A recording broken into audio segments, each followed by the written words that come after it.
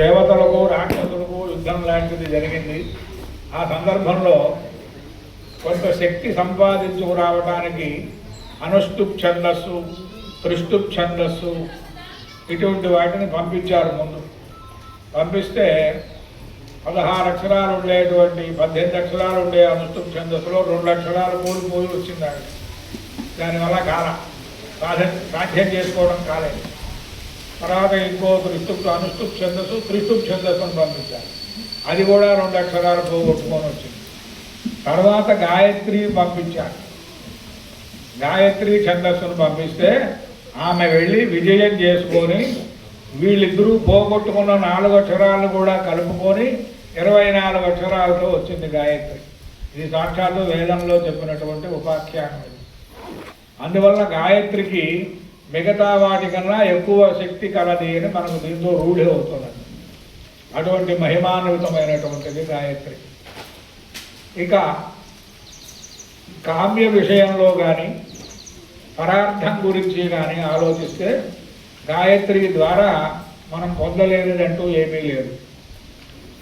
ఐహికానికి ఉపయోగపడుతుంది, ఆముష్మికానికి ఉపయోగపడుతుంది.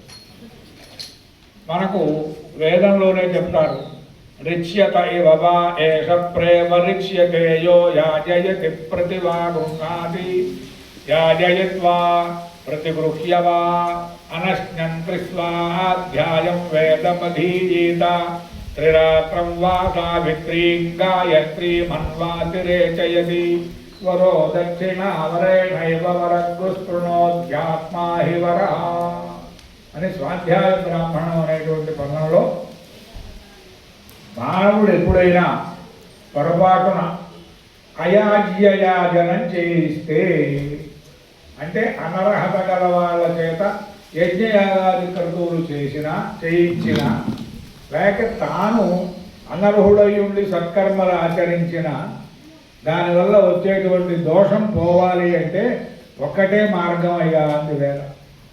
ఏమిటి అంటే త్రిరాత్రం వా గాయత్రీం సావిత్రీం గాయత్రీమన్వాతిరేచయతి. 3 రోజుల పాటు నిరంతర వేదాధ్యయనం చెయ్యి, అప్పుడు నీ పాప పరిహారం అవుతుంది. ఒకవేళ వేదం అంతా అధ్యయనం చేయలేని పరిస్థితి ఏర్పడినట్లయితే ఏం చేయాలి అంటే 3 రోజులు గాయత్రి ఉపాసన చేసినట్లయితే నీకు ఆ దోషం పోతుందయ్యా. స్పష్టంగా వేదమే చెప్పింది ఆ మాట. అంటే వేద తుల్యమైనటువంటిది గాయత్రి అన్నమాట. మొత్తం వేదం ఆమ్నాయం అంతా చేస్తే ఎంత ఫలమో గాయత్రి, ఒక గాయత్రిని మనం స్మరిస్తేనే అంత ఫలం ఉండదన్నమాట అందులో. అందుకనే త్రిభ్య ఏవతు వేదేభ్య పాదం పాదం అదూదుహం అని 3 వేదముల యొక్క సారం 3 పాదాలు, త్రిపదా గాయత్రి అని 3 పాదాలుగా కనపడుతుంది. రుతుర్వరేణ్యం ఇది ఋగ్వేదానికి సంబంధించిన మంత్రం. భర్గో దేవస్య ధీమహి ఇది యజుర్వేదానికి సంబంధించింది. ధియో యో నః ప్రచోదయాత్ ఇది సామవేదానికి సంబంధించిన భాగం. ఈ 3 పాదాలతో కూడినది గాయత్రి. అందువల్ల 3 వేదముల యొక్క సారాంశం అన్నమాట ఈ గాయత్రి. అందువల్ల దీనికి అంత మహిమ ఉన్నది. మొత్తం వేదం అంతా చదివితే ఎంత ఫలమో ఒక్క గాయత్రి పఠనం చేతనే అంత ఫలం కలుగుతూ ఉంది అని సాక్షాత్తు శృతి చెప్పినటువంటి విషయం. మనమేదో అత్యుత్కటంగా మాట్లాడటం కాలేదు. అటువంటి మహత్తరమైనటువంటి మంత్రశక్తి కలిగినటువంటిది ఈ గాయత్రి. అందుకే అన్నారు, నా గాయత్రియా పరో మంత్ర నా మాతు పరదైవతం. తల్లిని మించిన దేవత లేదయ్యా, గాయత్రిని మించిన మంత్రం లేదు. అందుకే ఉపాసనాకాండలో కూడా మనం ఆ ప్రధాన మంత్రాన్ని ఉపాసించిన మంత్ర గాయత్రి అని ఉంటుంది. అదే శివమధ్యాక్షరం తీసుకోండి, సౌరాష్ట్రాక్షరం తీసుకోండి, బాగా ఏదైనా కానీ హనుమత్ గాయత్రి, ప్రతిదానికి గాయత్రి అని ఉంటుంది. అందువల్ల మంత్ర గాయత్రి అంట. దీంతో కానీ అది సంపూర్ణం కాదు, దశాంశం మంత్ర గాయత్రి చేయాలి అనటం వల్ల కూడా మనకు గాయత్రి యొక్క వైలక్షణ్యం కనబడుతుంది. అటువంటి మహత్తరమైనటువంటి గాయత్రి మాతను ఇక్కడ అనుష్ఠానము, తద్దశాంశ క్షీరతర్పణం, తద్దశాంశ హోమము ఇవన్నీ కూడా జరిగినాయి. మహత్తరమైనటువంటి క్షేత్రం రామభద్ర క్షేత్రం అంటేనే సకల శ్రేయస్సులు ఇచ్చేటువంటిది, సకల కామ్యప్రద ఈ క్షేత్రం.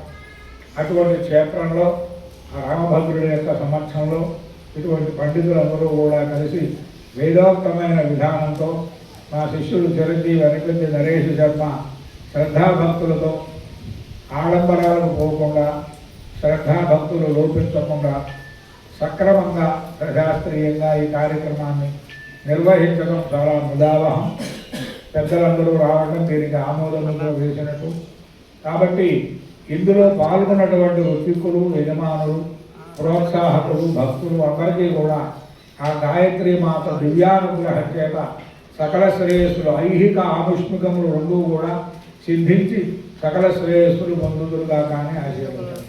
శతమానం భవతి శతాయు పురుషస్యేంద్రియ ఆయుష్యేంద్రియే ప్రతిష్టతి. శ్రీ గాయత్రి కృపాకటాక్ష సిద్ధిరస్తు. హరి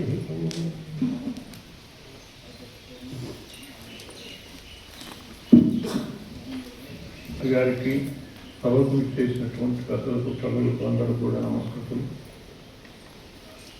గాయత్రి మాతను గురించి నిన్న కొన్ని విషయాలు చెప్పుకున్నాం.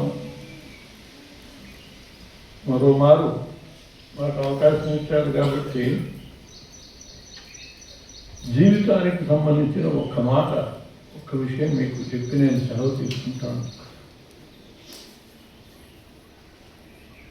శంకర భగవత్పాదుల వారు వివేక చూడామణిలో మొట్టమొదటి శ్లోకమే జంతువునాం నరజన్మ దుర్లభమత తతో విప్రత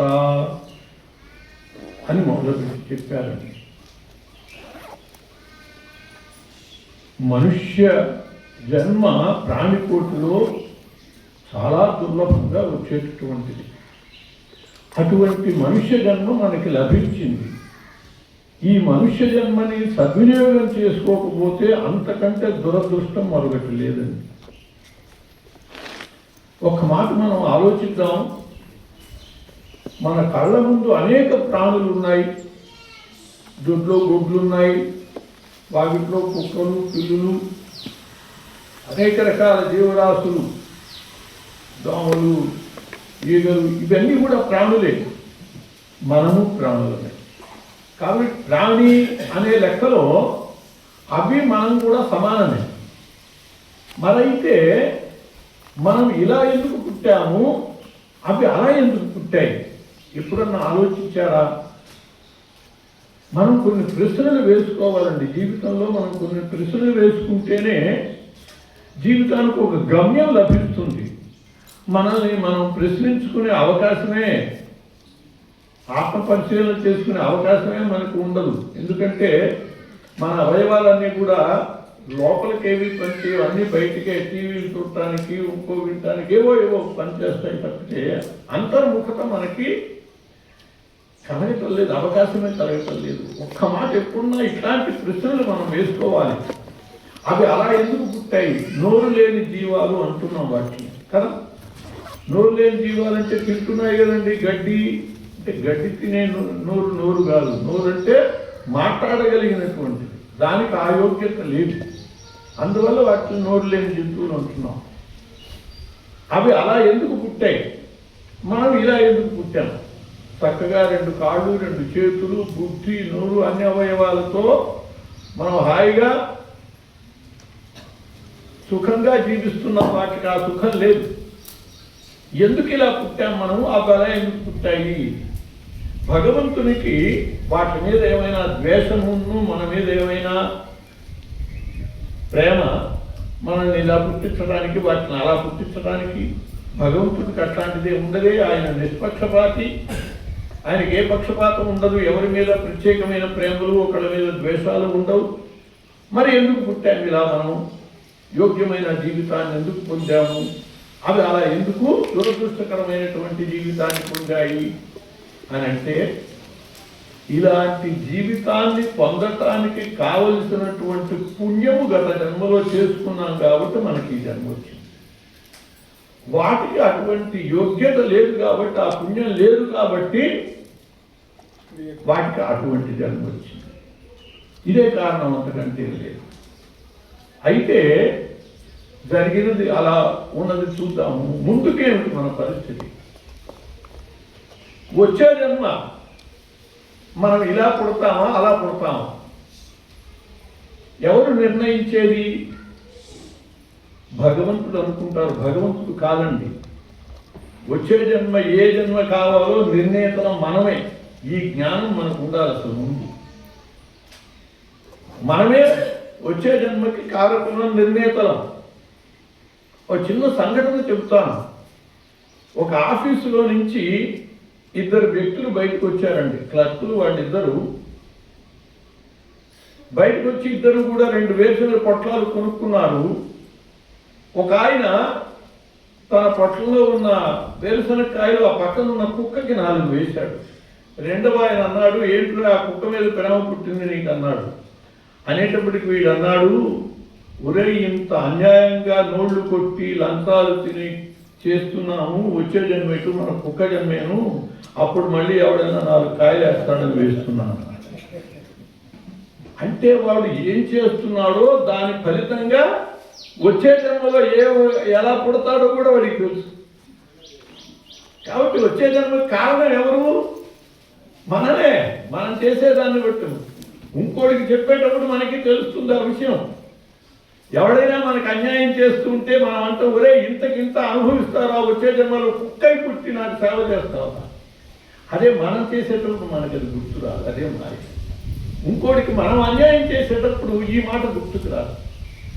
కాబట్టి యథావత చెప్పబోయేది ఏమిటంటే వచ్చే జన్మకి కారకులం మనమేనండి, నిర్ణేతనం మనమే. కాబట్టి వచ్చే జన్మకి మనం మళ్ళీ ఇటువంటి జన్మ పొందుదామా, ఆ పశుపక్షాదులాగా అటువంటి జన్మ పొందుదామా, ఇది మనం నిర్ణయించుకోవాలి. నిర్ణయించుకుని దానికి తగినట్టుగా జీవించాలి. ఇటువంటి జన్మే మళ్ళీ రావాలి అని అంటే ఇచ్చిన అవకాశాన్ని సద్వినియోగం చేసుకుంటే భగవంతుడు మళ్ళీ ఇస్తాడు. ఇప్పుడు మనము ఒక 100 రూపాయలు పిల్లాడికి ఇచ్చి మార్కెట్కి పంపామండి. ఈ 100 రూపాయలకి బేరాలు చేసి 150 రూపాయలు సరుకు తెచ్చాడు అనుకోండి, చాలా బాగుందిరా, నీకు 100 కాదు 1000 రూపాయలు ఇచ్చినా పర్వాలేదు అంటాం. అదే వాడికి 100 రూపాయలు తీసుకెళ్ళి ఏ నవారాట్లోనూ పేకాట్లోనూ పెట్టొచ్చాడు అనుకోండి, మనం ఏమంటాం, ఛీ నీ జన్మకి 10 రూపాయలు కదా 10 పైసలు కూడా నీకు ఇవ్వరు. కాబట్టి మనమే ఇచ్చిన అవకాశాన్ని సద్వినియోగం చేసుకుంటేనే మళ్ళీ ఇస్తామే. మరి భగవంతుడు మాత్రము మనకి ఇచ్చిన అవకాశాన్ని సద్వినియోగం చేసుకోకపోతే మనకి మళ్ళీ ఎందుకు ఇస్తాడండి? నీకు 2 చేతులు ఇచ్చాను, ఆ 2 చేతులు సద్వినియోగం చేసుకోలేదు కాబట్టి ఈ 2 చేతుల బదులు కూడా కాళ్ళే ఇస్తాను అంటాడు. అప్పుడు ఏమవుతాం మనం? 4 కాళ్ళు జంతువులను వెళ్ళిపోతాం. కాబట్టి ఇచ్చిన అవకాశాన్ని ముందు సద్వినియోగం చేసుకోవాలి. ఎలా సద్వినియోగం చేసుకోవాలి అని అంటే మనకి ప్రహ్లాదుడు చెప్పాడండి. కొన్ని విషయాలు చాలా జాగ్రత్తగా ఆలోచించాలి. రావణాసురుడు బ్రహ్మ యొక్క మునిమనవుడు, బ్రాహ్మణుడు, విశ్రవ బ్రహ్మ కుమారుడు. వాడేమో రాక్షసుడు అయ్యాడు. హిరణ్యకశిపుడు రాక్షసుడు, వాడి కొడుకేమో ప్రహ్లాదుడు పరమ భక్తాగ్రేసుడు, భాగవతోత్తముడయ్యాడు. ఈ రెండుకి కారణం ఆలోచించగలిగితే మనకి చాలా ప్రశ్నలకు సమాధానాలు దొరుకుతాయి. ఇప్పుడు అవన్నీ చర్చించే సమయం కాదు. ముఖ్యంగా చెప్పేది ఏంటంటే మనకి ఇచ్చిన అవకాశాన్ని మనం సద్వినియోగం చేసుకోవాలి. ఎలాగూ అంటే ప్రహ్లాదుడు చెప్పాడు. ఆ ఒక్కటి మీరు తెలుసుకోవాలని చెప్పి నేను సెలవు తీసుకుంటాను. ఆయన ఏం చెప్పాడంటే చేతులు సద్వినియోగం చేసుకునే మార్గం ఏమిటి? భగవంతుడు మళ్ళీ ఇచ్చేటట్టుగా ఈ చేతులను మనం ఎలా సద్వినియోగం చేసుకోవాలి అని అంటే ఆయన చెప్పాడు, కమలాక్షు నర్చించు కరములు కరములు. అది ఈ చేతులు ఇచ్చినందుకు పేకాటాడటానికో బల్ల కింద పెట్టడానికో కాదు ఈ చేతులు. ఎందుకు? కమలాక్షును అర్చించు కరములు కరములు. భగవంతుని అర్చన చేస్తే, ఇటువంటి హోమాలలో ద్రవ్యాన్ని సమర్పిస్తే, దానాలు చేస్తే, ధర్మాలు చేస్తే అప్పుడు ఈ చేతులకి సార్థకత ఏర్పడుతుంది. భగవంతుడు కూడా ఒరే నీకు ఇచ్చినటువంటి చేతుల్ని సద్వినియోగం చేసుకున్నావు కాబట్టి మళ్ళీ నీకు చేతులు ఇస్తాను అని చెప్పి మనకి మనుష్య జన్మ ఇస్తాడు. ఇంకా గొప్పగా చేసుకుంటే ఇంతకంటే కూడా ఉత్తమమైనటువంటి జన్మ ఇస్తాడు. అంతకంటే కూడా గొప్పగా చేసుకుంటే జన్మరాహిత్యం కూడా ఇస్తాడు. కాబట్టి భగవంతుడు ఇచ్చినటువంటి అవకాశాన్ని మనం సద్వినియోగం చేసుకోవాలి. వినియోగం చేస్తున్నాం కానీ సద్వినియోగం చేసుకోవటంలా ప్రతి వాళ్ళు అని పద్యమంతా ఇప్పుడు మనం వివరించే సమయం లేదు కానీ ఒక్క చెప్పి సెలవు తీసుకుంటాను. భగవంతు బలగును పదములు పదములు అన్నాడు. కాళ్ళు అంటే ఏమిటిట అంటే అడ్డమైన తిరుగుళ్ళు తిరిగేవి కాదు. భగవంతు బలగును పదములు పదములు, భగవంతుడికి ప్రదక్షిణాలు చేసేటటువంటి కాళ్ళు ఏవైతే ఉన్నాయో అవి నిజమైన కాళ్ళు అని. ఇవాళ డాక్టర్లు చెబుతున్నారు ప్రతి వ్యాధికి కూడా కాస్త వాకింగ్ చేయాలండి అని. పొద్దునే నిద్రలేచి ప్రతి వాళ్ళు రైల్వే ప్లాట్ఫారాల మీద రోడ్ల మీద వాకింగ్ చేస్తున్నారు. ఏమంటే దాని బదులు కాస్త 2 చెంబులు నీళ్లు పోసుకుని దేవాలయానికి ప్రదక్షిణాలు చేయొచ్చు కదండి, అది వాకింగేగా. ఆ వాకింగ్ చేస్తే ఇటు పుణ్యము పురుషార్థం 2 వస్తాయి కదా. కానీ మనకు ఆ బుద్ధి పుట్టదు చూడండి. కాబట్టి భగవంతుడు మనకిచ్చినటువంటి అవకాశాన్ని, కృష్టమైనటువంటి విశిష్టమైనటువంటి జన్మని మనం సద్వినియోగం చేసుకుని మళ్ళీ ఇటువంటి ఉత్తమ అవకాశాన్ని పొందడానికి ప్రయత్నం చేద్దాము అని చెప్పి మీకు మనవి చేసుకుంటూ ఈ అవకాశం ఇచ్చినటువంటి పెద్దల కృతజ్ఞతలతో స్వస్తి.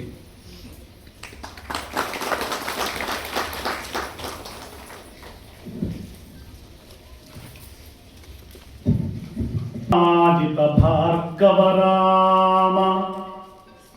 రామ విశాల విక్రమ పరాజిత భార్గవ రామ సద్గుణస్తోమ పరాంగనా విముఖ సూరత కామ వినీల నీరదశ్యామ కకుత్స్థవం సకలశాంబుధి సోమ సురారి దోర్బలోద్దామ విరామ భద్రగిరి దాశరథీ కరుణాపయోనిధి. నమస్తభాయి. మొట్టమొదట రామభద్ర క్షేత్రంలో కొలువై ఉన్నటువంటి శ్రీ రామచంద్ర స్వామి వారి పాదపద్మాలకు నమస్కరిస్తూ ఇక్కడ కూర్చున్నటువంటి 2 మహనీయులు పురోహిత సార్వభౌములు బ్రహ్మశ్రీ మారుతి వెంకటరామ శర్మ గారు. వారు నాకు ప్రత్యక్షంగా గురువులు కాదు కానీ వారు గురువునాం గురువు, అందరికీ కూడా గురువులు ఈ స్మార్త సంప్రదాయంలో. వారికి ప్రణామాలు తెలియజేస్తూ సుప్రసిద్ధ హనుమత్ ఉపాసకులు, అనేకమైనటువంటి రామాయణం మీద మన పురాణాల మీద విశేషమైనటువంటి ప్రసంగాలు చేసి అక్కడ అయోధ్యలో కానివ్వండి, ఇక్కడ దక్షిణ భారతదేశంలో కానివ్వండి, ఎక్కడైనా రామతత్వాన్ని హనుమతత్వాన్ని ప్రచారం చేస్తున్నటువంటి మహనీయులు బ్రహ్మశ్రీ డాక్టర్ అన్నదానం చిదంబర శాస్త్రి గారికి. వాళ్ళిద్దరు కూడా గురువులే. వాళ్ళ ముందు నేను ఎల్కేజీ పిల్లగాడిని, చాలా చిన్న స్థాయి పిల్లవాడిని అవుతాను.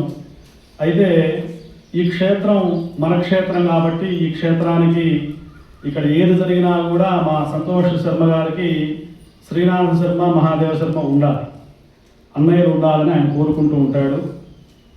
చాలా గొప్ప క్షేత్రం ఇది రామభద్ర క్షేత్రం. వామాంగ స్థిత జానకి పరిలసత్ కోదండ దండంకరే అని చెప్పినట్లు భద్రాచలంలో ఎట్లా ఉన్నాడో స్వామి మన రామభద్ర క్షేత్రంలో కూడా అంత సుందరంగా దివ్యంగా భవ్యంగా కొలువైనటువంటి క్షేత్రం ఈ రామభద్ర క్షేత్రం. ఇక్కడికి మేము 4 ఏళ్ల క్రితం కంచిస్వామి వారు ఇక్కడ మన తెలంగాణకి విజయం చేసినప్పుడు వెళ్ళి ప్రార్థించారు.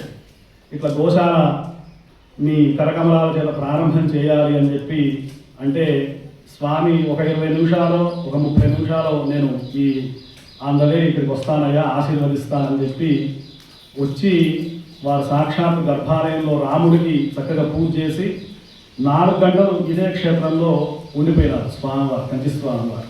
వారి యొక్క అపారమైనటువంటి కరుణ, ఎందుకంటే గురువుల యొక్క అనుగ్రహం చాలా గొప్పది. జ్యోతిష్ శాస్త్రంలో కూడా గురు దృష్టి ఉంటే ఏదైనా మంచి జరుగుతుంది అని చెబుతూ ఉంటారు. నాకు ఆ గురు దృష్టి అనేది ఒక 2-3 ఏళ్ల క్రితం ప్రత్యక్షంగా కొన్ని నిదర్శనాలు కనబడ్డాయి. ఈ మామూలు ఈ 3, 5, 7, 9 దృష్టితో గురువు చూస్తూ ఉంటాడు, గురువు చూస్తుంటే అంత అవుతుంది అనేది సాధారణంగా జ్యోతిషం వచ్చినటువంటి వాళ్ళు చెప్పేటువంటి మాట. మా అనిపెద్ది నరేష్ శర్మ గారు, గురువు గారు అయినటువంటి మార్క వెంకటరామ శర్మ గారి యొక్క ఆశీస్సులతో ఈ గాయత్రి మహాయాగం చేయడం ఇది గురువు అనుగ్రహం. కంచి పరమాచార్య స్వామి వారు ఎప్పుడు చెబుతుండేవారు అనుష్ఠానం గురించి చెబుతూ వారు చెప్పారు ఇందాక, నగాయత్ర్యా పరం మంత్రం నమాత పరదేవతం. గాయత్రి అనుష్ఠానం అనేది బ్రాహ్మణులకు విధించబడినటువంటి ముఖ్య కర్తవ్యం. మిగతా వాళ్ళకు కూడా ఉంది వేరే రూపాల్లో, గాయత్రి పురాణోక్త రూపంలోనూ ఇంకా వేరే వాళ్ళ స్థాయిని బట్టి ఉంది. ఎక్కడ గాయత్రి మంత్రం అనుష్ఠానం చేస్తారో బ్రాహ్మణోత్తములు కొన్ని మైళ్ళ వరకు ఆ శక్తి ఆ ప్రాంతంలో ప్రసరిస్తుందండి. ఇది ఏదైనా మిషన్ మాకు అమెరికాలో ఎవరైనా కనుక్కోవాలి, ఇటువంటి మిషన్ ఎవరన్నా. ఇంకా భారతదేశంలో ఏంటంటే గురువులు చెప్తే మనం పరమ ప్రామాణికంగా వింటాం. చూసారా ఈ పూర్ణాహుతి అప్పుడే చల్లబడుతుంది, ఇంకా కాసేపట్లో 4 చినుకులు కూడా పడతాయి. ఇక్కడ వాళ్ళు చెబుతారు, ఏమయ్యా మీరు ఇట్లా హోమాలు చేయండి భగవంతుడు సంతోషిస్తాడు, మనం పర్జన్య రంగ సంభవ కృష్ణుడు చెప్పాడు అంటారు. మనం గురువుల మాటని ప్రామాణికంగా తీసుకుంటాం. తల్లి మాటని, తండ్రి మాటని, గురువుల మాటని ప్రామాణికంగా తీసుకొని మనం గుడ్డిగా నమ్మి అడుగు వేస్తాం. భారతీయులను సనాతన వేదధర్మాన్ని నమ్మేటువంటి వాళ్ళు. ఇక వేరే దేశాలలో వాళ్ళు ప్రయోగాలు చేసి కనుక్కోవాలి. ఇప్పుడు ఈ అశ్వత్థ నారాయణ ఈ రావి చెట్టు ఉంది, 500 సంవత్సరాల నుండి ఉంది ఇక్కడ ఈ చెట్టు. అలాగే దక్షిణాభిముఖుడైనటువంటి ఆంజనేయ స్వామి ఉన్నాడు. ఒక 500 సంవత్సరాల స్టోరీ అండి. మేము 2017లో ప్రతిష్ఠ చేసినప్పుడు ఇక్కడ ఆంజనేయ స్వామిని మామూలుగా చిన్న విగ్రహమే కదా తీద్దామని చెప్పి మేమందరం దాని పైకి లేపి ఇదంతా పైకి గుడి కట్టాం కదా, అది లేపాలి అని అనుకున్నాం. ఒకసారి ప్రయత్నం చేసాం, 3 సార్లు చేసాం, 6 సార్లు చేసాం, 7 సార్లు చేసాం. ఆంజనేయ స్వామి మామూలు ఇప్పుడు మీరు చూస్తే మీరు 2 లేపుతా అంటారు, కానీ ఆంజనేయ స్వామి లేవాలి. మరి ఏమిటండి అని ఇటువంటి గురువుల్ని మహనీయుల్ని అడిగాము. ఏమండి ఇట్లా విగ్రహం చిన్నదే కానీ లేవట్లేదు, ఇక్కడ స్వామి పైకి లేవట్లేదు. అదే సీతాఫల వృక్షంతో ఆయన ఇట్లా మెడదాకా మట్టిలో కూరుకుపోయి ఉన్నాడు. ఆ విగ్రహం పైకి లేస్తే మేము కాస్త అభిషేకం చేస్తాం, నైవేద్యం పెడతామంటే అప్పుడు మేము సుందరకాండ పారాయణం చేసి స్వామివారికి 108 మంది బ్రాహ్మణోత్తముల చేత 108 కలశాల ఆవుపాలు గోక్షీరంతో అభిషేకం చేసి, అసలు ఇట్లా గడపారు కూడా వేయలే, ఇట్లా పడితే వెంటనే ఇటుక కనుక లేచినట్టు లేచాడు ఆంజనేయ స్వామి. ఇంకా ఆయన ఈశాన్యంలో కూర్చొని ఉన్నాడు. దూరీకృత సీతార్తి ప్రకటీకృత రామవైభవ స్ఫూర్తి దారిత దశముఖ కీర్తి పురతో మమభాదు హనుమతో మూర్తి అంటారు ఆదిశంకరాచార్య స్వామి. కాబట్టి ఆ ఆంజనేయ స్వామి మహిమ అంత గొప్పది. గురువులు చెప్పారు, మేము చేశాం. గురువాక్యమే ప్రామాణికం మనందరికీ. మీరు ఎంత పెద్ద వైద్యులు కానివ్వండి, దేశాధ్యక్షులు కానివ్వండి, మీ కడుపుకి ఏది తింటే పడుతుంది, ఏది తింటే పడదని తల్లి తప్ప ప్రపంచంలో ఎవ్వరూ చెప్పలేరు. మీరు ఎంత పెద్ద గ్యాస్ట్రో ఎంట్రాలజిస్ట్ దగ్గరికి వెళ్ళినా ఏ డాక్టరు మీకు చెప్పలేడు మీరు ఏం తింటే మీకు మంచిది, ఏం తింటే మంచిది కాదు. మీ అమ్మ చెబుతుంది. ఆమె 5వ తరగతి చదవకపోవచ్చు, 10వ తరగతి ఫస్ట్ క్లాస్లో పాస్ కాకపోవచ్చు. నాయన నువ్వు చన్నీళ్ళ స్నానం చేస్తే నీకు ఆరోగ్యం పడదు, జాగ్రత్త, నువ్వు గోరువెచ్చటి నీళ్ళే చెయ్యి అని చెబుతుంది తల్లి. ఆమె మాత్రమే చెప్పగలదు, ఏ డాక్టర్ చెప్పలేదు. ఎందుకు చెబుతున్నానంటే మన భారతీయ ధర్మం మొత్తం భక్తి మీద, విశ్వాసం మీద ఆధారపడి ఉంది. ఆ భక్తి విశ్వాసాలు ఎవరి మీద ఉండాలండి అంటే వేదం మీద ఉండాలి. మనకు వేదం చెప్పింది. ప్రతి విషయం ఆధునిక కాలంలో మనం ఆచరిస్తున్న ఏ విషయానికైనా కూడా ప్రామాణికం వేదమే. వేదము, స్మృతులు, శృతి ప్రమాణం, స్మృతయ ప్రమాణం అని చెప్పి అన్ని మనకు ఈ గాయత్రి యాగం చేసినటువంటి దీని గురించి 2 మాటలు చెబుతాను. వారు చెప్పారు వచ్చే జన్మకి మనమే కర్తలం అవుతామంటే భర్తృహరి చాలా అద్భుతంగా చెప్పాడు ఆ మాటకి. నమస్యామో దేవాన్ననుహత విధేస్తే వశగాః. మానవుడు ఏమనుకుంటాడంటే భగవంతుడి దగ్గర ముందుకు వెళ్ళి మనందరం నిలబడాలి, ఆయన అడగాలి, రామచంద్ర స్వామినో లేదా అమ్మవారినో శివుడినో అనుకుంటాం. కానీ భగవంతుడి ముందు నిలబడి అడిగేటువంటి అధికారం మనకెవరికీ లేదు. ఎందుకంటే మనం అసలు కర్మానుష్ఠానం ఎక్కడ ఉంది, ధర్మానుష్ఠానం ఎక్కడ ఉంది, మనం ఏం ఆచరిస్తున్నాం? మీరు ఒక్కసారి స్మృతులు చదివితే మనం ఎన్ని పాపాలు చేస్తున్నామో తెలుస్తుంటుంది. మన పెద్దవాళ్ళని చూస్తుంటే మనం ఎన్ని మిస్ అవుతున్నామో, ఎన్ని అనాచారాలని మనం చూస్తున్నామో, ఇది కూడా మహాపాపమే. అయితే ఒక ఆయన వెళ్ళి ఆ సాక్షాత్తు రాముడి ముందు చేతులు పెట్టుకొని నిలబడి, నాకు నువ్వు ఇది ఇవ్వయ్యా, అది ఇవ్వు, నాకు అన్ని కోట్లు ఇవ్వు, ఇన్ని వాహనాలు ఇవ్వు, ఇన్ని ఇవ్వు అన్నట్ట. అయితే భగవంతుడు చెబుతున్నాడు, నమస్యామో దేవాన్ననుహత విధేస్తేవి వశగాః విధిర్వంద్యస్తోపి.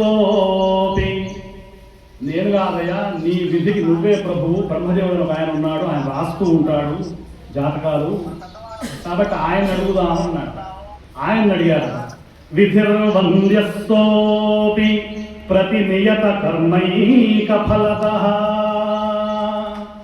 బ్రహ్మదేవుని అడిగారు, నాకు మరి 1 కోటి రూపాయలు ఇవ్వవయ్యా అని అన్నాడు. అంటే ఒక్క నిమిషం ఉండు, నీ పూర్వజన్మ కర్మని చెక్ చేసి చెబుతాను. నువ్వు పూర్వజన్మలో పుణ్యం అనేటువంటి బ్యాంకులో 1 కోటి రూపాయలు డిపాజిట్ చేస్తే దానికి ఏ చక్ర వడ్డీనో, ఆ వడ్డీనో, ఈ వడ్డీనో నీకు ఏదో డబ్బు ఇస్తానయా అని అకౌంట్ చూశాడు. అకౌంట్లో 0, ఏమీ లేదు, పుణ్యం చేసింది ఏమీ లేదు. విధిర్వంద్యస్తోపి ప్రతినియత కర్మైక ఫలతః. ఏమన్నాడంటే, ఫలం కర్మాయత్తం. ఫలం రావాలంటే నువ్వు పుణ్యకర్మ ఆచరించాలయ్యా, ఆ కర్మ ఆచరించలేదు. ఫలం కర్మాయత్తం కి మమరగణైః కించ విధినా. కాబట్టి నువ్వు దేవతల్ని పట్టుకున్నా, వాళ్ళని పట్టుకున్నా, వీళ్ళని పట్టుకున్నా ఏం లాభం లేదయ్యా. కాబట్టి నమస్తత్కర్మభ్యో విధిరపి నయేభ్యః ప్రభవతి. కాబట్టి ఆ కర్మ దేవతను కర్మానుష్ఠాన్ని చెయ్యి.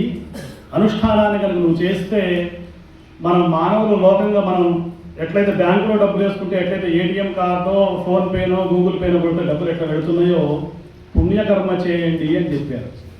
ఆ పుణ్యకర్మలలో బ్రాహ్మణులకు చెప్పినటువంటి మొట్టమొదటి కర్తవ్యం ఈ గాయత్రి మంత్ర ఉపదేశం. వారిందా చెప్పినట్టు, విష్ణోరనుష్టుపు వరుణస్య విరాట్ యజ్ఞస్య పంక్తి ప్రజాపతేరనుమతి మిత్రస్య శ్రద్ధ. ఒక్కొక్క దేవతకి ఒక్కొక్క ఛందస్సు చెప్పారు ఛందశాస్త్రంలో. కాబట్టి వేదంలో చెప్పిన ఛందస్సులు వేరు, మన సంస్కృత సాహిత్యంలో, తెలుగు సాహిత్యంలో ఉన్నటువంటి మాత్రా ఛందస్సులు, దేశీయ ఛందస్సులు మన అది వేరే అవుతుంది. కాబట్టి ఆ గాయత్రి జపం గురించి ఎందుకు చెబుతున్నా అంటే, పరమాచార్య స్వామి వారు చెబుతూ ఉండేవారు, ఎక్కడైతే బ్రాహ్మణులు గాయత్రి అనుష్ఠానం చేస్తూ ఉంటారో ఆ ప్రదేశంలో క్షామం ఉండదు. ఆ ప్రదేశంలో ఈ మారీ స్ఫోటకాది భయాలు ఏవైతే ఉన్నాయో ఇటువంటివి ఉండవు. అక్కడ సస్యశ్యామలంగా సువృష్టి, పాడి పంటలతో అందరూ సుఖ సంతోషాలతో ఉంటారు. అందుకే మన భారతీయ గ్రామీణ వ్యవస్థ ఎట్లా నిర్మాణం అయిందండి అంటే, ఊరుకొక బ్రాహ్మణోత్తముడు ఆయన కూర్చుంటాడు, పంచాయతనం పెట్టుకుంటాడు. మనకు వేదంలో ఏదొచ్చినా రాకున్నా నమకం చమకం పురుష సూక్తం, అంతే కదండి. నమకం చమకం చేయవ పురుష సూక్తం చ యద్విదు. కాబట్టి వాడు ఎక్కడికి వెళతాడంటే మహాదేవన తత్తుల్యం. అట్లా ఆ మూడిటితో అభిషేకం చేస్తే ఆ ఊరు మొత్తం బాగుంటుంది. త్రికాల సంధ్యావందనం చేస్తే ఆ ఊరు మొత్తం బాగుంటుంది, ఆ దేశం మొత్తం బాగుంటుంది, ఆ ప్రదేశం మొత్తం బాగుంటుంది. కాబట్టి గాయత్రి అనుష్ఠానం చేయడం, దానిని సాక్షాత్తుగా గాయత్రి మంత్రానికి భాష్యమే శ్రీమద్ రామాయణం. గాయత్రి మంత్రంలో 24 అక్షరాలు ఉన్నట్టు రామాయణంలో వాల్మీకి మహర్షి కూడా 24,000 శ్లోకాలతో రామాయణ సంహిత మనకు వేదవేద్యే పరే పుంసి జాతే దశరథాత్మజే వేద ప్రాచేతసాదాసీత్ సాక్షాత్ రామాయణాత్మన. కాబట్టి రాముడి యొక్క సన్నిధిలో మీరు ఈ 1,00,000 గాయత్రి చేయడం, అనిపెద్ది నరేష్ శర్మ గారు మరియు మిత్ర బృందం అందరూ కూడా చేయడం, ఇది సార్థకత. రాముడు సాక్షాత్తు గాయత్రి రామాయణం అని చెప్పి ఉంది మనకు 24 అక్షరాలతో. కాబట్టి రామాయణంలో కూడా ప్రతి 1000 శ్లోకాలకి ఒక గాయత్రి బీజాక్షరం తగులుతూ ఉంటుంది. ఇక్కడ మేము 2017లో ఈ యంత్ర ప్రతిష్టాపన చేయడానికి ఆ యంత్రం ఇచ్చిన వారు సాక్షాత్తు శారదా స్వరూపుడు శ్రీ శ్రీ శ్రీ భారతీ తీర్థ మహాస్వామి వారు రామ పట్టాభిషేక యంత్రం తీసుకొని వెళ్ళాం. అందులో చిన్న చిన్న బీజాక్షరాల్లో హనుమంతాయ నమః, జాంబవంతాయ నమః అని చెప్పి అందులో ఉంటే ఏమయ్యా సంస్కృతం వచ్చిన వాడు హనుమతే నమః, జాంబవతే నమః అయితే కానీ హనుమంతాయ నమః, జాంబవంతాయ నమః అని ఎట్లయితే అయ్యా ఇది ఆంధ్ర భాషలోనే అవుతాయి, గురవే నమః అని చెప్పి చాలా మంది మన తెలుగు భాషకి సంస్కృత భాషకి తేడా ఏంటంటే నమో నమః అనేది సంస్కృత పద్ధతి, నమో నమః అని అంటారు తెలుగులో. మీరు నాకు నా వత్తు పెట్టారంటే అసలు పోయినట్టు అక్కడ అర్థం. కానీ మన తెలుగు భాష శ్రీ గురుభ్యో నమః అంటారు, నమో నమః అంటారు. మరి మామూలుగా విశ్వనాథ సత్యనారాయణ గారు వారి పేరు చెప్పినట్టు చాలా మంది సత్యనారాయణ అంటారు, నాకు నావత్ అంటారు. ఇవన్నీ ఎందుకు వచ్చినాయో మన తెలుగు భాషలో తెలియదు. కానీ మీరు ఎస్వి రంగారావు గారు మాయాబజార్ ఇవన్నీ చూస్తే అన్నింటిలో కూడా నమో నమః అనే ఆ శబ్దాలు అక్కడ ఉన్నాయి.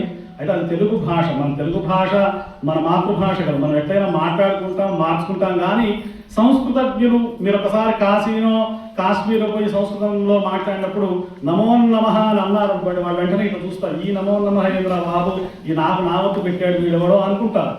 మామూలు ఇప్పుడు మేము సంస్కృతం వచ్చిన వాళ్ళు వెంటనే తప్పు మొట్టమొదటి పండితులు వాళ్ళకి ఏం వినబడుతుందంటే తప్పే వినబడుతుంది, మీరు ఒప్పులు వినబడదు. అదొక పెద్ద సమస్య. ఇప్పుడు ఆధునిక కాలం ఎవరికి ఇది తప్పండి అని చెప్తే అది అవమానము. చాలామంది దాన్ని పాజిటివ్గా తీసుకునే తత్వం లేదు. ఏమంటే భారత్ గారు మన అమెరికాలో ఎట్టి పరిస్థితులు తప్పుగా చెప్పేటువంటి పరిస్థితి లేదు మాకైతే. కాబట్టి ఇవన్నీ శబ్దాలు భాషలో ఉన్నటువంటి మాధుర్యం. ఎందుకు చెబుతున్నానంటే 24 మహామంత్రాలు ఆ అక్షరాల చేత రామాయణం నిర్మాణం జరిగింది. శ్రీమద్ రామాయణం పారాయణం చేసిన, రామాయణం మొత్తం పారాయణం చేసినా కూడా గాయత్రీ మంత్రం చెప్పించిన ఫలితమే. అయితే దీనికి అంగన్యాస కరన్యాసాలు, మనకు ఉపదేశాలు, ఉపనయనము ఇవన్నీ ఉంటాయి మనకు. ఇది అధికారం ఉన్నవాడు ఇది చెయ్యాలి. అధికారం లేని వాడి ఏదైతే శాస్త్రంలో చెప్పారో వాళ్ళకి వాళ్ళ యొక్క సంప్రదాయాన్ని బట్టి, గురువు ఉపదేశాన్ని బట్టి అట్లా చేయాలి. గాయత్రి జపం చేయడం ద్వారా, ఈ 1,00,000 గాయత్రి హోమం చేయడం ద్వారా ఏం జరుగుతుందండి అంటే, నేను ఒకటే కోరుకుంటున్నాను, సనాతన ఈ వేద ధర్మం ఏదైతే ఉందో ప్రపంచవ్యాప్తంగా ఇది ప్రసరించాలి. ఈ పరిమళం ప్రసరించి వేదంలో చెప్తారు, ఒక మానవులే కాదండి, ద్విపదేశం చతుష్పదే అష్టాపది నవపది అంటే 4 కాళ్ళున్నవి, 8 కాళ్ళున్నవి, 10 కాళ్ళున్నవి, అనేకమైనటువంటి కాళ్ళున్న ప్రాణులు కూడా సుఖ సంతోషాలతో ఉండాలని వేదంలో చెబుతుంది. అందుకే సర్వే భవంతు సుఖినః, సర్వే సంతు నిరామయాః, సర్వే భద్రాణి పశ్యంతు మా కశ్చిత్ దుఃఖభాగ్ భవేత్. ప్రపంచంలో లోక కళ్యాణాన్ని, విశ్వం యొక్క శ్రేయస్సుని కోరిన ధర్మం ఏదైనా ఉందంటే అది ఏకైకమైనటువంటి వేద ధర్మం తప్ప ఇంకో ధర్మం లేదు. ఇది కొన్ని కోట్ల సంవత్సరాల నుండి ఋషి పరంపర, ముని పరంపర, మన పూర్వుల యొక్క పరంపర. అందుకే మనం అన్నీ ఉన్నటువంటి వాళ్ళం. మన విస్తర్లో 100 రకాల భోజనాలతో భోజనం చేసేవాడు ఎంత రిచ్చో, భారతదేశంలో పుట్టినటువంటి ఆ కుక్క కూడా అంతే రిచ్ అని చెప్పాడు వివేకానంద స్వామి. ఎందుకంటే మనకి ఇన్ని సౌకర్యాలు ఉన్నాయి, మీరు తెలుసో తెలియకో రామనామం వింటారు, ఈ పొగ ఎక్కడో చోట తగులుతూ ఉంటుంది. కాబట్టి ఎందుకంటే మన భారతదేశంలో పుట్టడం, ఈ జంతువునాం నరజన్మ దుర్లభం అన్నటువంటి ఇవన్నీ కూడా గొప్ప గొప్ప వాక్యాలు. నేను చెప్పే సారాంశం 1 నిమిషంలో ముగిస్తాను. రామభద్ర క్షేత్రానికి కంచి స్వామివారు రావడం, అలాగే గత సంవత్సరం విధుశేఖర భారతి స్వామివారు సాక్షాత్తు శారదా స్వరూపులు వారే ఈ వేదికని నాదమండపాన్ని ప్రారంభం చేశారు. ఆ తర్వాత మేము ఇక్కడ సహస్ర చండీ యాగం మా సంతోష్ శర్మ ఒక సంకల్పం తీసుకున్నాడంటే అది నెరవేరేదాకా నిద్రపోదు. చాలా బక్కగా చిన్న కనబడతాడు, వయసు చిన్నదే, కానీ మంచి భక్తి, గురుభక్తి. ఏది చేసినా కూడా మా మట్టపల్లి లక్ష్మీ నరసింహస్వామి దగ్గరికి వెళ్ళాలి, ఆయనకి మొక్కుకోవాలి, ఇక్కడికి రావాలి. రాముడికి ఏ కష్టం వచ్చినా సుందరకాండ పారాయణం చేయాలి, రామ జపం చేయాలి, రామ మూలమంత్ర హోమం చేయాలి. ఏదంటే అది సాధిస్తూ ఉన్నాడు. ఇంకా అనేకం సాధించాలి. ఇటువంటి వేదిక ఇవ్వడం సామాన్యమైనటువంటి విషయం కాదు. ఈ 1,00,000 గాయత్రి మహాయాగం ద్వారా అందరికీ శుభము, లాభము, జయము కలగాలని చెప్పి అయితే ఆయన చెప్తున్నాడు. అందుకే నేను మన పొడిగిస్తున్నాను. ఏమిటంటే విధుశేఖర స్వామి వారికి వచ్చి ప్రారంభించి ఆశీర్వదించి వెళ్ళారు. ఆ తర్వాత మేము సహస్ర చండీ యాగం ఇక్కడ దాదాపు 1 వారం రోజులు, దాదాపు 1 కోటి రూపాయల పైన ఖర్చుతో చాలా అద్భుతంగా ఇక్కడ జరిగింది. ఆ కార్యక్రమం జరగగానే బ్రహ్మశ్రీ వేదమూర్తులు మార్తి కోదండపాణి శాస్త్రి గారి యొక్క స్మారక పరిషత్ ఆధ్వర్యంలో గురువు గారు మార్తి వెంకటరామ శర్మ గారు ఇక్కడ స్మార్త శాస్త్ర సభలు చర్చలనేవి శాస్త్ర చర్చలనేవి ధర్మశాస్త్ర సభలు జరిగి ధర్మ పౌష్కరం అనేటువంటి గ్రంథం కూడా వారు మాకు ఇచ్చారు. నేను ఎప్పుడు చదువుతుంటాను. ఇదే వేదిక మీద జరిగింది. అవన్నీ కూడా మొట్టమొదట ఆ యజ్ఞంగానే వారి సభలే జరిగినాయి. వాళ్ళ నాన్నగారి యొక్క పేరు మీద వారు ప్రతి సంవత్సరం సభలు చేస్తారు. ఆ సభలు ఇక్కడ జరిగినాయి. ఆ సభలకే అనుపెద్ది నరేష్ శర్మ గారు వచ్చారు. ఇక్కడ యజ్ఞం చేసుకుంటారు. ఇది విప్రక్షేత్రం, విప్ర సదనం, విప్రక్షేత్రం. కాబట్టి బ్రాహ్మణోత్తములు అందరికీ సమానమే. ఇక్కడ ఎవరి ప్రత్యేకతనేమి లేదు. కానీ ముఖ్యంగా ఏంటంటే బ్రాహ్మణో వై సర్వా దేవతా. కాబట్టి మీరందరూ వచ్చి అడుగు పెట్టారంటేనే చాలా పుణ్యం, మా అందరికి పుణ్యం, మీకు పుణ్యం. జగద్గురువు లాంటి వాటి ఇటువంటి ఉపాసకులు, చిదంబర శాస్త్రి గారు లాంటి హనుమన్ ఉపాసకులు, వారు స్మార్త సార్వభౌములు, ఇటువంటి మహనీయులు వచ్చారు కాబట్టి వాళ్ళ ఆశీర్వచనం మనకు లభిస్తుంది. ఈ గాలిలో, ఈ శబ్దంలో, ఈ వృక్షంలో మనందరం అనుకుంటూ ఉంటాం, వృక్షములు తన్మయతం ప్రతిధ్వనులు చక్కం చేసే మున్నట్టి భూతమయం మృత్యద. భాగవతంలో చెబుతాడు, సముడై ఎవ్వడు ముక్తకర్మ చేయుడై సన్యాసి అయ్యుంటి పోవ మహాభీతి ఓహో కుమారజనుచున్ వ్యాసుండు శ్రీరంగ వృక్షములు తన్మయతం ప్రతిధ్వనులు చక్కం చేసే మున్నట్టి భూతమయం మృత్యద బాదరాయని తపో ధన్యాగ్రణి ధీమణి అని చెప్పినట్టు ఈ కార్యక్రమాలకి సాక్షిభూతం ఈ రావి చెట్టు అశ్వత్థ నారాయణ. వృక్షాలు కూడా మాట్లాడతాయి, వృక్షాలు కూడా వింటాయి, వృక్షాలు కూడా పలుకుతాయి, వృక్షాలు కూడా కష్టాలను తీరుస్తాయి. మన భారత ధర్మంలో గొప్పతనమే అది. చెట్టు, పుట్ట, గుట్ట, మట్టి ఇవన్నీ కూడా ఫలితాలను ఇస్తాయి. పుట్టగా పూజ చేస్తాం, సుబ్రహ్మణ్య స్వామి అంటాం. అశ్వత్థం మూలతో బ్రహ్మరూపాయ త్రిమూర్త్యాత్మక స్వరూపం చెట్టు. కాబట్టి ఇవన్నీ మన ధర్మంలో ఉన్నటువంటి విశేషాలు. ఇంత గొప్పగా చక్కగా వారు గురువు గారు ఒక మాట చెప్పారు. పెద్దవాళ్ళు చాలా సూత్రప్రాయంగానే చెబుతూ ఉంటారు. నాలాంటి అజ్ఞానం ఎక్కువసేపు మాట్లాడుతుంటాడు, దాని భాష్యం అవన్నీ చెప్తూ ఉంటాడు ముందుకి. వారు కూడా చెప్పారు, ఆడంబరాలకు పోకుండా మా శిష్యుడు చేశాడంటే నిజంగా ఇట్లా జరిగితేనే ప్రశాంతంగా ఉంటుందండి యజ్ఞం. మీరు పిలిస్తే మీకు తెలుసో లేదు, మా రామభద్ర క్షేత్రం గోశాల, మా రామభద్ర క్షేత్రంలో గ్రూప్స్ ఉన్నాయి. మేము ఏ గ్రూప్లో పెట్టినా మీకు 5,000 మంది మినిమం ఇక్కడికి వస్తారు. నేనే ఆయన పెట్టద్దు, ఇవన్నీ ఎక్కువ ప్రచారం చేయొద్దు అని చెప్పాను.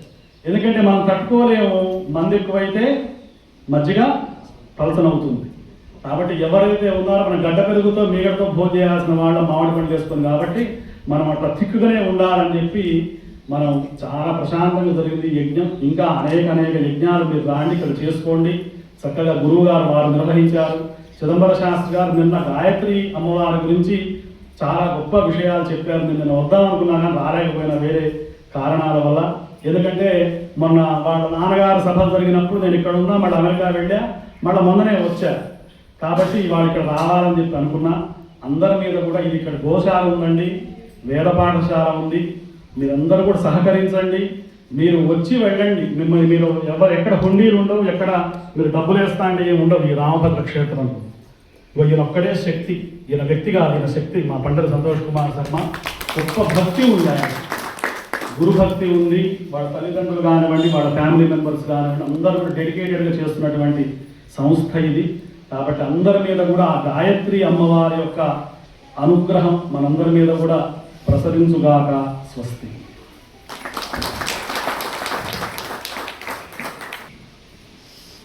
आपदामपहर्तारं दातारं सर्वसम्पदां लोकाभिरामं श्रीरामं भूयो भूयो नमाम्यहं. नमः कोदण्डहस्ताय सन्धीकृतशराय च दण्डिताखिलदैत्याय रामायापन्निवारिणे. श्रीरामभद्राय नमः. रामभद्रो विजयतेतराम्. శ్రీ గురుభ్యో నమః. యతో వాచో నివర్తంతే అప్రాప్య మనసా సహ. గురువుల్ని ఎప్పుడు కూడా పేరుతో సంబోధించకూడదు. వారి ముందట అన్నయ్య ఎల్కేజీ అన్నారు, ఇంకా దానికంటే తక్కువనే నేను. ఇక్కడ నరేష్ అన్నయ్య మాట్లాడమన్నారు కాబట్టి మైత్రీం భజతాం అఖిల హృద్యైత్రీం ఆత్మవదేవ పరానపి పశ్యత యుద్ధం త్యజత స్పర్ధాం త్యజత పరేష్వక్రమమాక్రమణం జననీ పృథ్వీ కామదుఘాస్తే జనకో దేవః సకల దయాళుః